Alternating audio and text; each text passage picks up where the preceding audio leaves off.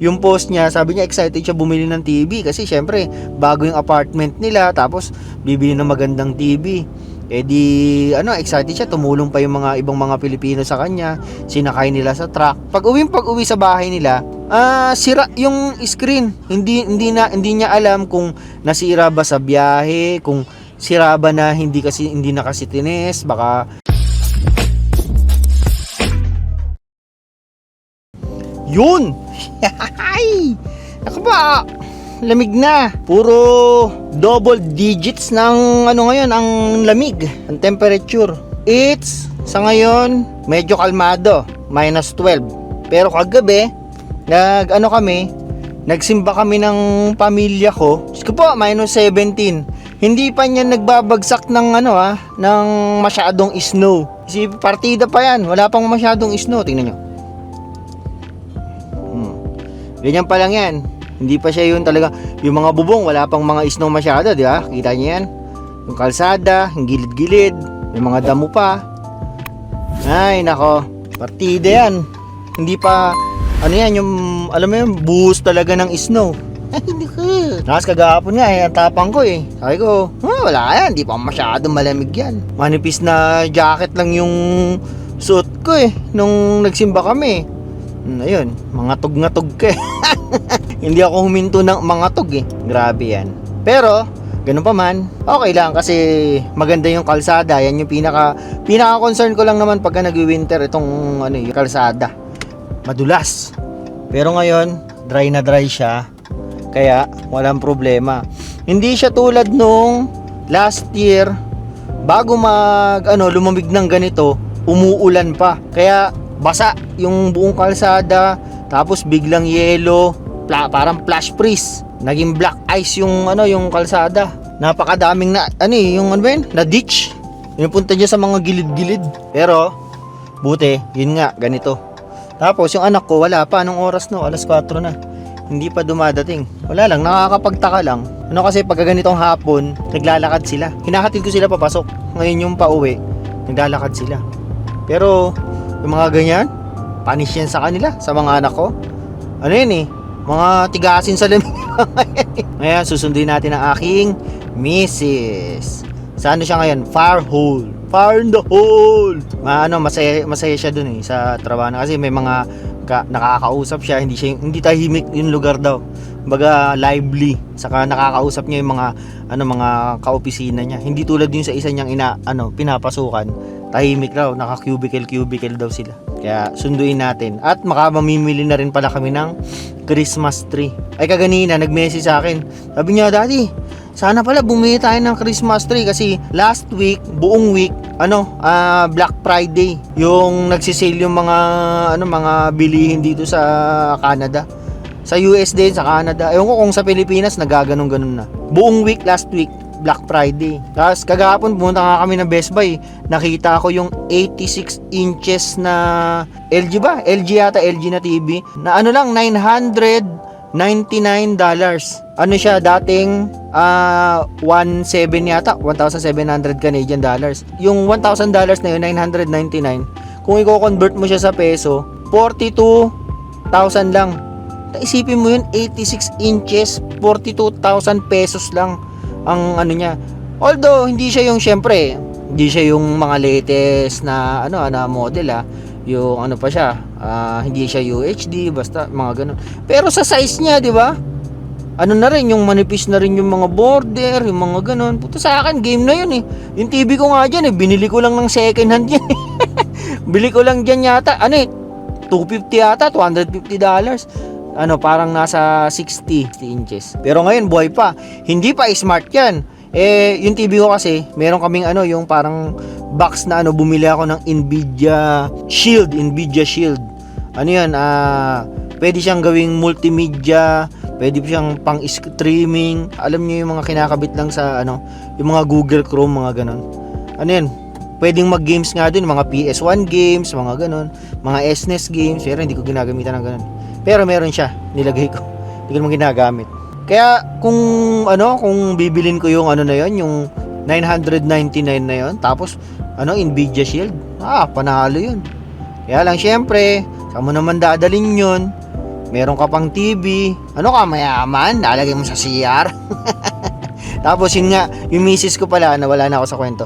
Yung nag-message siya, sabi niya, Daddy, Black Friday pala, sana pala pumunta tayo sa Canadian Tire. Bumili na raw sana ng Christmas tree. Yung gusto niya na $250 na Christmas tree, yung maganda.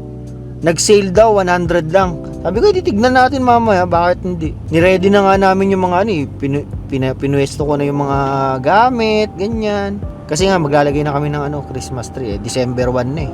'Di ba sa Pilipinas, September pa lang nagre-ready na ng mga Christmas. Dito ganyan, hindi masyadong yung Christmas dito, kaya nakakamiss yung Christmas sa Pilipinas. Sabi ko sa kanya, di pagka may sale, di bumili na tayo mamaya. Pero kung wala, yung bibili namin yung fresh. Kasi syempre maganda talaga yung fresh eh. Kaya pag sundo ko sa kanya dito, titingin kami dito sa may Canadian Tire. Sa Canadian Tire ba yan? O sa Superstore? O sa Walmart? Sa Walmart yata yun, sa Walmart. So, yung sinabi ko pala na sale ng napakalaki na TV sa Best Buy. Doon yung mahilig kasing talagang maraming, kagahapon pumunta kami, napakadaming namimili. May mga nakita nga akong Pilipino eh. Sabi may bit gastos na. Hindi, titignan ko lang, sabi niya, pagka hindi ko nagustuhan, ibabalik ko. Kasi dito, pagka binili mo yung isang bagay, tapos hindi mo nagustuhan, ibalik mo, walang problema eh. 'Di ba sa Pilipinas hindi pwedeng ganoon. Dapat pagka gusto mong ibalik, either merong defect or hindi nagana, ganyan. Dito sa sa Canada, pagka binili mo yung isang bagay, basta itago mo lang lahat ng kasama niya. Kung hindi mo nagustuhan, basta kahit isang week pa yan, ibalik mo, walang problema. Walang no questions asked. Sasabihin lang sa inyo gusto niyo bang refund or papalitan ng item. Dito maganda rito yung mga yung service ng mga ganyan. Yung mga supermarket, yung mga grocery, wala silang problema. Isang kababayan dito nakita ko nag-post siya. Bumili siya ng sale din sa Best Buy.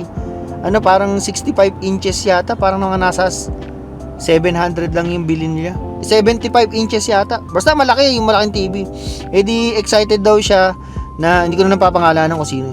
Pero kung nanonood ka, kilala mo kung sino ka. Yung post niya, sabi niya excited siya bumili ng TV kasi syempre bago yung apartment nila, tapos bibili ng magandang TV. Excited siya, tumulong pa yung mga ibang mga Pilipino sa kanya, sinakay nila sa truck. Pag-uwi sa bahay nila, sira yung screen. Hindi niya alam kung nasira ba sa biyahe, kung sira ba na hindi na kasi tines, baka sira na siya, ganun. Di kinabahan siya kasi baka ang questionin ng Best Buy, nasira siya sa biyahe, di ba? Kasi sinakay mo sa truck, sa likod ng truck niya sinakay. Rin yun, 700 yun, kahit sabihin mo naka-sale, tapos hindi mo papakinabangan, di ba? O yun, pagdating niya doon sa pinalitan din. Ready na nga raw siyang makipag-away sa manager. Pero ayun, napalitan daw agad, di ba? Ganun lang. Sana ganyan din sa Pilipinas, Hindi, yung mga kahaman yung mga nagbebenta diyan sa Pilipinas. Sabi niya, pag sa post niya, buti lang nandito ako sa Canada bumili ng ganito. Hindi, baka nasayangan na siya ng pera.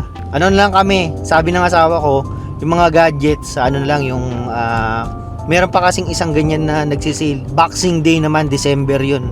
Mas matindi yung mga sale dun sa Boxing Day. Kaya dun daw bibili to si Shell ng mga gusto niya. Sana all, merong gustong bilhin. Kinukulit ko nga, sabi ko, bili ka na ng iPhone 17 Pro Max. Kasi, nagsasawa na raw siya sa iPhone 16 Pro Max niya eh. Sana all!